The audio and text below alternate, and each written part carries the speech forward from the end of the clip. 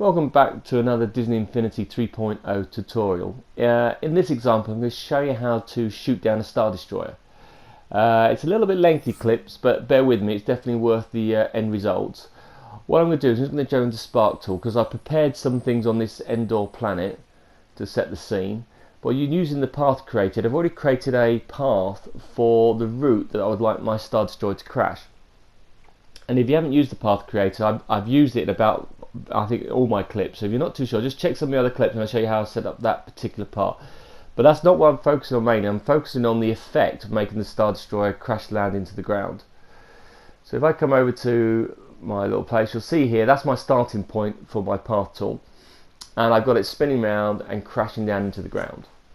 Now, when you add objects to this tool, they all shoot to the center. So I've switched this tool off, and I'll show you the property settings in a moment. But what I'm going to do is I'm going to create two locators. Now these locators are going to give the effect of Star Destroyer, and they are quite important settings, and I've played around with this, so it took me a while to get these up. So if I go to my Creativity Toys, and I get to my locators, you'll see I've moved them set back, and I'm going to pick these two locators. We'll pick one, click it into the sky here, and do another one, and drop that in. And I'm going to link these locators to that path. So I'm going to go to my square button on that locator, and I'm going to do new path connection, and I'm going to connect that to my path that I've generated, and I'm going to connect that into that particular option. Now normally when you connect objects, they start moving and flying through, but if I go to that toy path and go to the properties of that option, so if I go to my square button of that item and I go to the properties, you'll see there that I've actually switched the active option. I've switched the thing off, so therefore the objects don't move. So I'm quite happy with that. When I trigger, they will move on the screen. So let's do the other locator.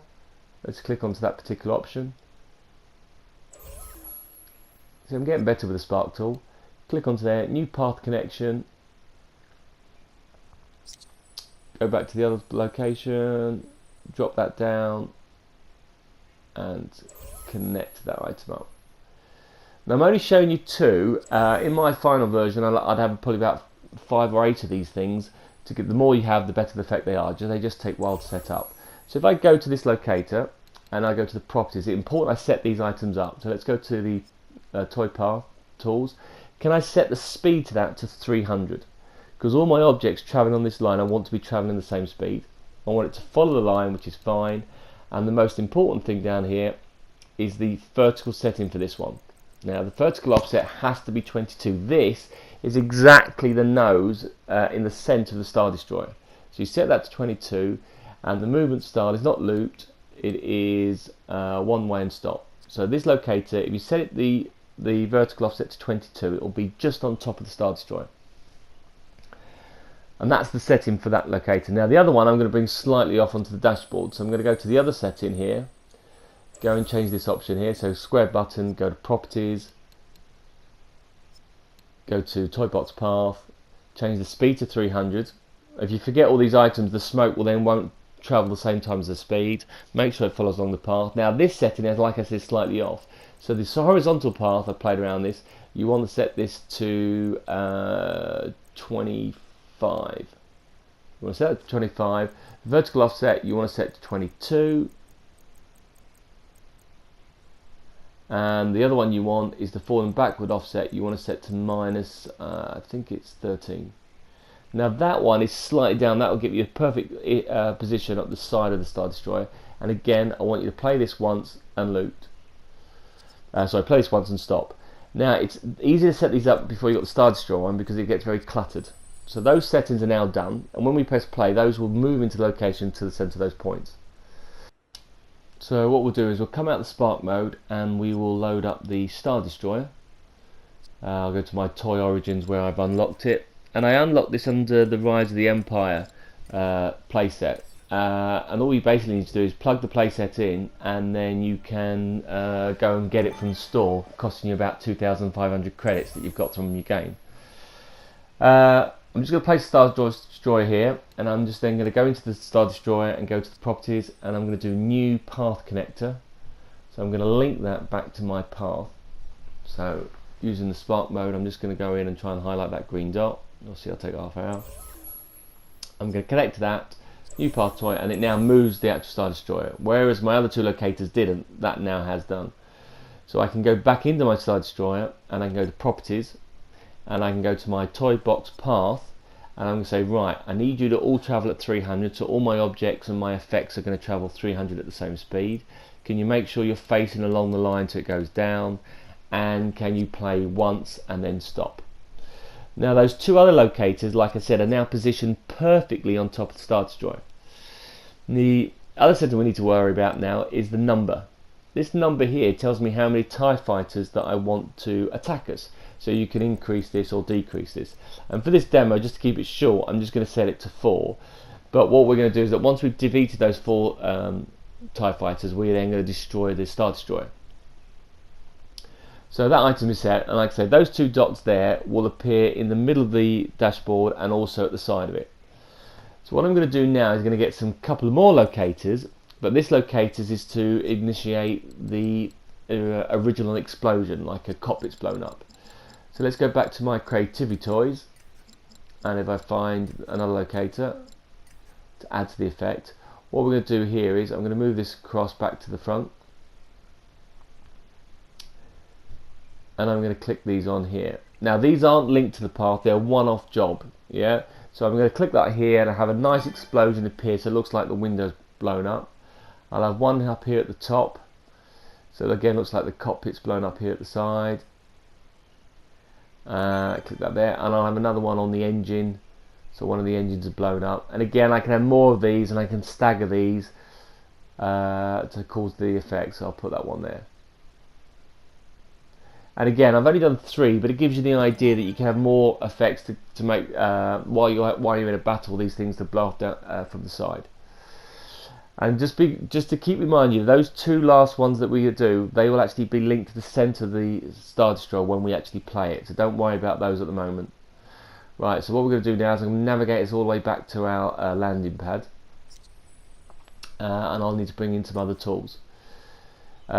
The only problem with the Star Destroyer is having to keep travelling back and forth to wherever you place it. Now you'll also notice in my videos I keep the tools on display, and that's purely so you can see them. But what I would do is probably put them on a level underneath the ground so you wouldn't even see any of these connectors or options. But I'll leave them here purely so you can see what I've done on the link. So what I'm going to do now is add some components in here.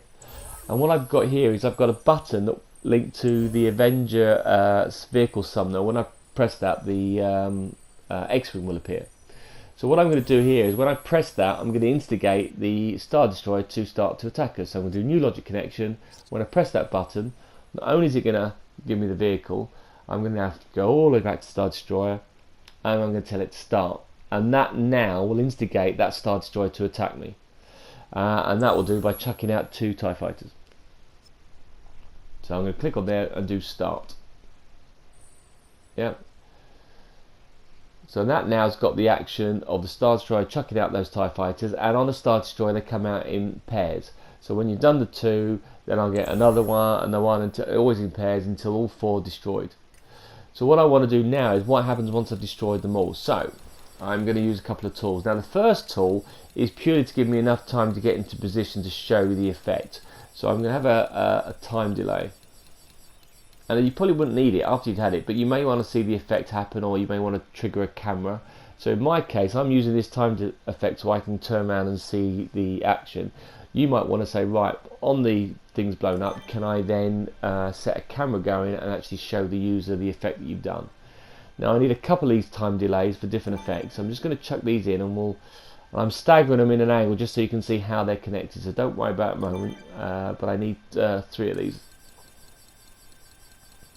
The other one I need is also the effects generator. So I'm going to put the effects generator in. So from there I'm going to have a time delay, and once that time delay goes, I want it to set an effect. When that blows up, it's then going to set another time delay, which is then going to trigger another effect, which is the other 2 explosions. And when that does, that's going to trigger another effect, which is then going to start the smoke. So I need another effect generator to deal with the smoke and like the Star Destroyers crashing down. So I need 3 of those for this particular clip. So I click those in. Right, so now I've got to connect these all up. So let's go. Let's get into Spark mode. So what I'm going to do here is I need to trigger that timer. Okay, what actually makes that timer kick into place? Okay, so if I look at the properties, it's set to 1. I'm going to change that to 10. Just give me 10 seconds. So after I've destroyed the last timer, 10 seconds to show the Star Destroyer blowing up. Right, so what I need to do now is I need to what triggers that timer. So I'm going to go all the way back to the Star Destroyer. Now the Star Destroyer has 2 settings. You have when you defeat an enemy, or when you completely wipe out the entire Star Destroyer fleet. So in this case, when I go to New Logic Connection, I've got enemy defeated or success, and I want to say when I've completely wiped them out. So I actually want to choose success. So on success of defeating the 4 TIE fighters, can we set the following timer off? So come all the way back down. Yeah. And what we do is, can we now set that timer going? So start delay. So that will start delay. That then gives me 10 seconds. When that delay is finished, I want it to make the first explosion occur. So what I'm going to do now is say, right, can I now go to that timer and say, right, when the timer is complete, can I go to my effects and can you create an effect, please? Okay, so go in there, play once for my favorite effect, which is going to be an explosion, and it's going to be a huge explosion. Now if I don't say anything, the explosion is going to appear here on my landing bay, which is not what I want. So I'm going to do new locator connection, and I'm going to go all the way back up, and I'm going to point to the 3 that are connected to my dashboard. So the first explosion I want is the cockpit. So let's go to this cockpit one and say, right, in there I would like that to explode. So that's where I want the first explosion to occur. Now I want a slight delay. I don't want it all to blow in one go, so the cockpit blows up and then there's a side, like a knock-on effect. So if I come all the way back to my tools, and I sketch these little diagrams out to show the options. So I'm saying here is, right, when the timer's up, can you do the first effect that does the explosion?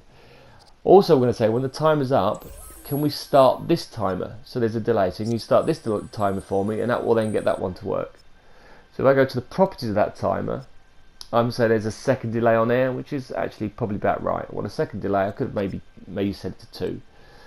Now I'm going to do a new logication on that one. It says, right, when that is complete, I would like you to go to this effects generator and generate another effect. Okay, again, play once. Can we do an explosion and choose the huge explosion? Now the difference with this tool, I'm going to point it to 2 locators, which means the explosion will happen in 2 places at the same time. So go down to the tools, go to new locator connection, let's go all the way back and let's point to the other 2 items. So travel all the way back up to the top. Yeah, and I can connect to that particular item. So that's that first effect. Let's go all the way back down. Now you might want to do the locators all close by at the bottom here and then move them afterwards and position them in different places. Just keep a track of what areas you've done. I tend to need to see the location it is. So on this case I'm going to do another location connector, so you can have more than one point into one place. And in the finale, when the ship blows up, you'll see that I've used a fair few of these. So that's how I emulate that explosion. But I'm going to have this one at the back of the jet engines. So I'm going to connect that one there, link that through, and that's one I want to blow. So both the middle and the bottom effect will now blow up after the first one's gone.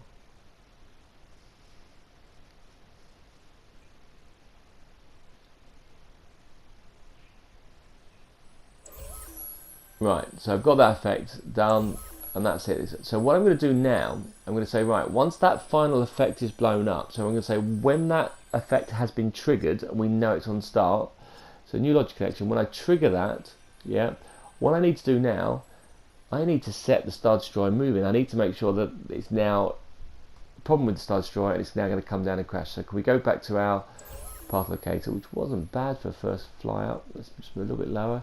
We set that and say, right, move that across, right, connect to there. Can we now switch you on? And all those objects will move, and they will now use the speed of 300 and start following that line all the way down into the ground. Come back down again. Now my other tool is, when that effect is generated, yeah, I've just started the item off. What I want to do is I want to generate another effect generator. So square button on there, and I'm going to do when the new logic connection, when it is triggered, can we now trigger another effect? So can we click on there, but this time I'm going to play it looped. And what I want, I'm going to scroll all the way down, is I want a smoke option. So keep it all the way to the bottom. Where is it? Not fire. Very last one, smoke. And it's the smoke plume is the one I want. Because as the ship moves, the plume will look like it's been dragged through the air. And this is on those two locators that I want pinned to the Star Destroyer. So I now need to go and point those two locators that I want. So can you do new location connection, and can I connect those to the 2 points that will fit glued to the side of the Star Destroyer on those coordinates that I've given you. So I'm going to go back to that option there. So don't panic, they aren't going to be sat there. They actually, because I'm positioned it, they will appear inside the Star Destroyer in the right place. And I need to do the other locator and get that one connected as well. So let's move this other one back down again. Go back into here. Square button, new locator connection, and we're going to connect that back up. Now, like I said, I prepared some of the examples already, so I have created a number of examples where I've got smoke using the plume and the explosion when it hits the ground. Now, I haven't shown you how to do that part. That bit you can have fun doing yourself. But what I did do, I timed how long it took for the thing to start and to hit the ground, and it works out to be exactly 30 seconds by pure chance. So what I'm going to do here is I'm going to come back down here and say, right, now that I've got the smoke and it's travelling, when you've got that final thing has been triggered, so new logic connection, when that's triggered again, can you set this timer going? And that timer there says, I know now it's going to take 30 seconds for it to follow the route into the ground. So I'm going to change the property to that, and I'm going to set that to 30 seconds. And that's purely by chance. And I did it, put the route in, tested it on an example, and realised it was 30 seconds. Now, when it hits the 30 seconds, what I'm going to want it to do is I want it to trigger my effect. So I've prepared a lot of effects here. So when it's completed, can I chuck it through here? And I've done a little test button, and those buttons there, can you just put it into that gate? Can you input a signal?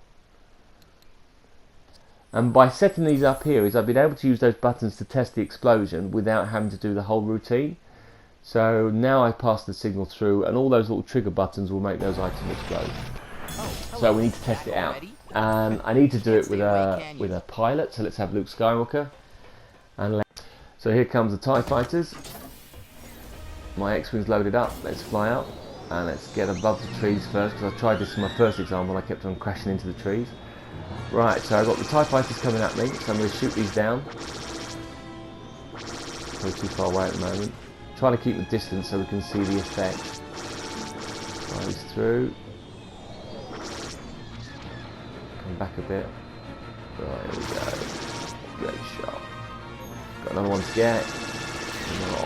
Awesome. Right, 2 more to go, and then we've got the TIE fighter. I don't want to get too close to it, otherwise you're not going to see the explosion and how it looks. I'm just going to fly back over here.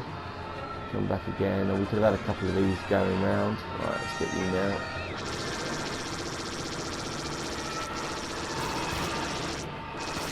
That's one.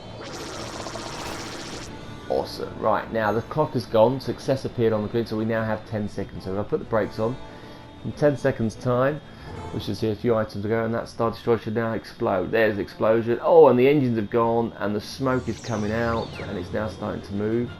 Now, smoke's not too clear. I'm just going to land my little X-wing, jump out. But there is smoke, and if I added more effects, you'd see more smoke. But there is, you can see it trailing down. There's smoke's there. It's on fire. It's not too bad. But I could have had a few more of those dots to give a better effect. And it's coming down. No. Into the ground, and hopefully 30 seconds time will trigger off my smoke on the ground. In it goes to the ground, bam, and fires my smoke and my explosion, stagger my explosion on a couple of timers, and it's crashed into the ground. And that's how you can make your game, while you're playing a game, have effects like that going along. Just makes the story come to life. But it is quite tricky, and I do strongly advise you to make a note of how you've plotted all those things. But I hope you find that of use, Hope you find it fun. Any other ideas, let me know, and I'll get working on my next clip. Cheers for watching, and thanks a lot.